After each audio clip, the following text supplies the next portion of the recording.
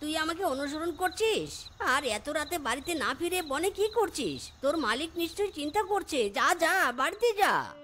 আমার কোনো মালিক নেই, আর আমার বাড়িও নেই। আমি একা একাই গাছের নিচে রাত দিন কাটিয়ে দেই। গাভীটার কথা শুনে আর কান্না দেখে মিচকের অনেক মায়া হয়। আহারে, কাঁদিস না কাঁদিস না। আজ থেকে তুই আমার বাড়িতে থাকবি, আর আমি তোর মালিক। চল চল আমার সাথে।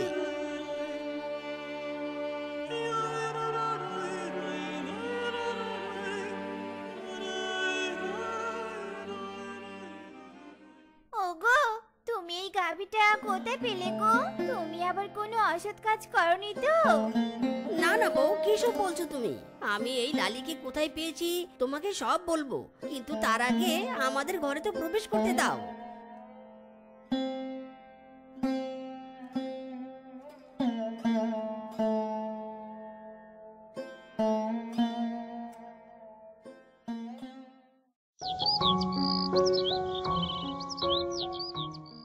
খুব ভালো করেছো গো লালিকে বাড়িতে এনে। না জানি বাইরে কার লাতিগুতো খেয়ে কোথায় আর মরা হয়ে পড়ে থাকতো। বউ, এখন ওসব কথা ছাড়ো তো। লালির মনে হয় ক্ষুধা লেগেছে, ওকে খাবার দাও। আরে, আমি তো ভুলে গিয়েছিলাম। দাঁড়াও দাঁড়াও, আমি খাবার আনছি।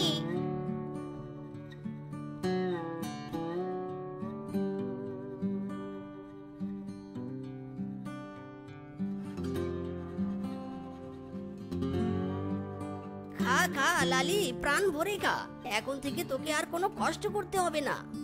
গাভী মিচকের দেওয়া ঘাস মন ভরে খেতে থাকে।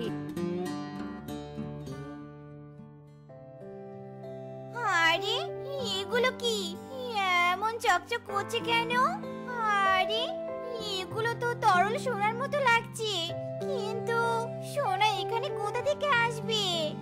হ্যাঁ মালিক, তুমি ঠিকই ধরেছো, ওগুলো সোনা, আর আমি ওগুলো দিয়েছি। তুই দিয়েছিস মানে? আমি তো কিছুই বুঝতে পারছি না। মালকিন, সৃষ্টিকর্তা আমাকে সোনার দুধ দেওয়ার ক্ষমতা দান করেছে, তাই তো সন্তান না হয়েও আমি সোনার দুধ দিতে পারি। সত্যি বলছিস তুই? তুই সোনার দুধ দেওয়া গাভী? জানি নে আমরা কি পুণ্য করেছি যার জন্য তোর মতো গাভী পেয়েছি। মালকিন, ভালো কাজের ফল সব সময় ভালোই হয়। ঠিক বলেছিস রে মা, তুই অনেক ভালো, অনেক ভালো। আমার থেকেও তোমরা 100 গুণ বেশি ভালো।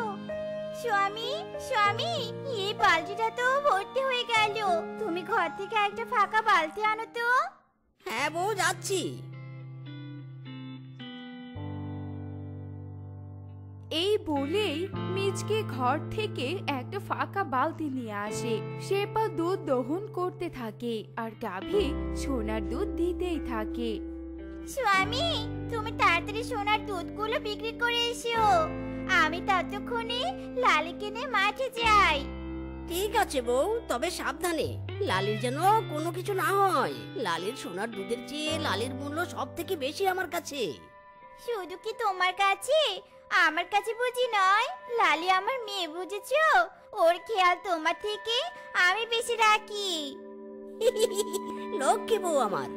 মিচকে সোনার দুধের বালতি দুটো নিয়ে বাজারে ফিচকে স্বর্ণকারের দোকানে চলে আসে।